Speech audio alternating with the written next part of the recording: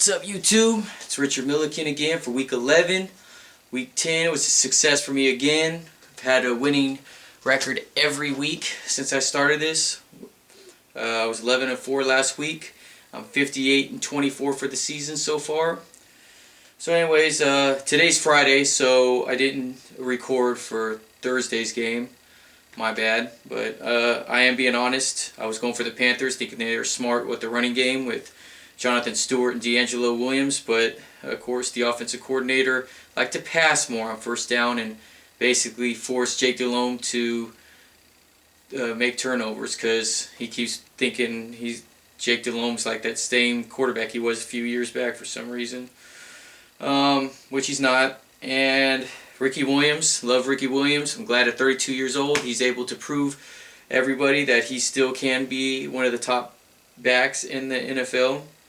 He was out for a couple of years, so I went for the Panthers on that one, so I lost that one. Miami at Carolina. Colts at Ravens. The Colts offense passing game averages 315 yards a game, and also Peyton Manning also has over 2,800 yards and 20 touchdowns, which leads the NFL in both yards and touchdowns. So I don't see the Ravens defense really stopping that. And also their Colts defense is looking pretty tough. And the Ravens didn't look that impressive against the Browns, so I'm going to pick the Colts on this one. Redskins at Dallas. Redskins had an upset last week. I don't see that happening in Dallas against my Cowboys. Roy Williams against Green Bay I don't know what's up with Jason Garrett. On his draw plays, shotgun formation, first down runs. I don't know why he keeps trying to do that. It's a joke. And he keeps trying to pass like no tomorrow, especially against Green Bay's secondary with C-Dub, Charles Woodson, and Al Harris. You can't do that. They should have ran the ball more. But Jason Garrett doesn't listen to people. He just likes to do his own thing. So Roy Williams is not the man. We need to find other ways to win. Redskins have their first in passing defense, and Cowboys are third overall in I think they average 390 yards a game, so third best offense in the NFL. So I think Dallas is going to overtake it if they play smart and they run the ball more. But you know the passing still will be a success against the Redskins defense. Browns at Lions, not much to talk about that. I think Lions, Calvin Johnson's somewhat healthy. Stafford's, I think, in my eyes, a better quarterback than Sanchez. So I think it's toss him up on Browns Day against the Browns. So I like Brady Quinn, but he doesn't have any weapons to throw to, and Jamal Lewis is over the hill. 49ers at Packers. 49ers have the third best run defense, and the Packers have the fourth. So meaning it's probably not going to be a running game, and the Niners don't have enough passing offense to go up against the Packers, and also there's the Packers secondary. So I think Packers are going to win big in Green Bay. Bills at Jags. Maurice Drew-Jones has been consistent all season long. Garrard's starting to heat up.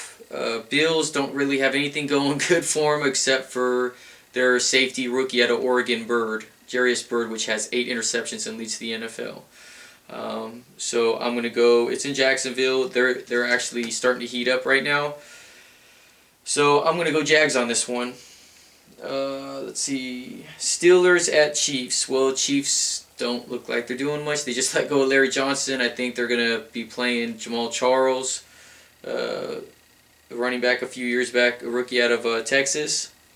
Steelers have the best run defense in the NFL with a little bit over 69 yards a game, which isn't much at all. So Chiefs aren't going to have a running game, and it's going to probably force them to pass. And I don't see Matt Castle throwing it up. Oh yeah, and Dwayne Bowe has been suspended for 4 games. So all they have is Chris Chambers, the newly acquired Chris Chambers. So Steelers win big in Kansas City. Steelers have too much defense, and they have a nice passing game, and the running game is starting to come around too. Seattle at Vikings. Seattle ain't doing much this year. Julius Jones out for the game. So I guess Justin Forset's going to get some carries. I like him out of Cal, but I don't think he's going to be able to go against that Vikings front line on defense. I think Vikings win big in Minnesota. Falcons at Giants. Giants have the #1 defense with 274.4 yards a game given up. That's it. They have the best run defense yard-wise. Falcons have Norwood and Turner, their two best running backs, out.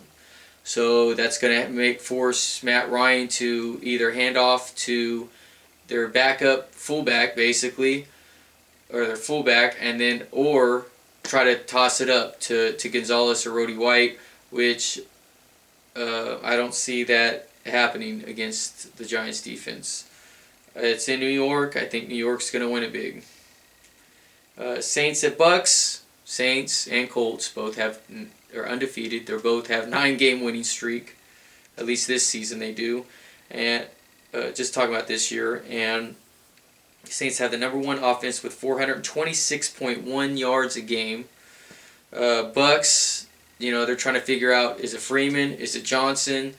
Who is our quarterback, basically. And it's obviously not Leftwich. He's kind of like his heart, but he's not a true, very good quarterback. So Saints win big. Arizona at Rams. Well, Steven Jackson's the Rams' only offense, so he'll probably get his touches, but Arizona does have a good run defense. I think they're 3rd in the NFL. And Arizona has the running game starting to come around with their rookie, and also with their passing game starting to come around, and I think Larry Fitz is going to have a good game against their secondary, Rams secondary. Otagwe's like their only best secondary player. Chargers at Denver. Well, Denver has like a 3-game losing streak, and the Chargers have like a 4-game winning streak. So it's kind of, you got your pros and cons there, and kind of level it out. But I'm going to have to go Chargers on this one. I think Denver was way too good for their record in the beginning. I think they just got lucky on a couple games. And I think they're going to start fading away towards the end of the season. And I think the Chargers are actually going to overtake them in the AFC West. So Chargers win in Denver. Jets at Patriots. Well, we aren't talking about Sanchez much, are we nowadays? They still lead the NFL in rushing, which is, I think, 170 a game. But the Patriots are tearing it up. I mean, ever since, Tom Brady's starting to get his feel, even though I don't like him, but I love Randy Moss. He leads the NFL with 891 yards a game. He's going against Revis, which in the beginning of the season, kind of won that battle. I don't see that happening this week. Actually, I think that Moss is going to torch Revis. Mark my words, torch Revis. So, Patriots win big in New England. Bengals at Oakland. Well, Oakland fans, I'm going for you. I'm pulling for you. You guys got rid of Russell. You're starting Grabowski. He did actually pretty good when he was with Tampa Bay. He won a couple games. He can pass. He has a strong enough arm. Not as strong as Russell, but way more accurate. So I think that Darius Hayward-Bay gets at least 60 to 80 yards receiving. Not saying anything big, but he only has 96 yards for the whole season. And I think their leading receiver is a tight end, so with Miller. So I think the Bengals, they're going through injuries, and Cedric Benson got hurt, but they picked up Larry Johnson. I think Larry Johnson's overrated, always has been. Just had a great offensive line before they all retired or got hurt. And so I'm going to go Raiders. Phillies at Bears. Well, I'm going to have to go Philly on that one. Jay Cutler's going to start screwing up like everybody thought he was Denver's savior last year. Guess what? For one, he doesn't have a true receiver in Chicago. Second of all, he was just overrated. He had a lot of good receivers in Denver.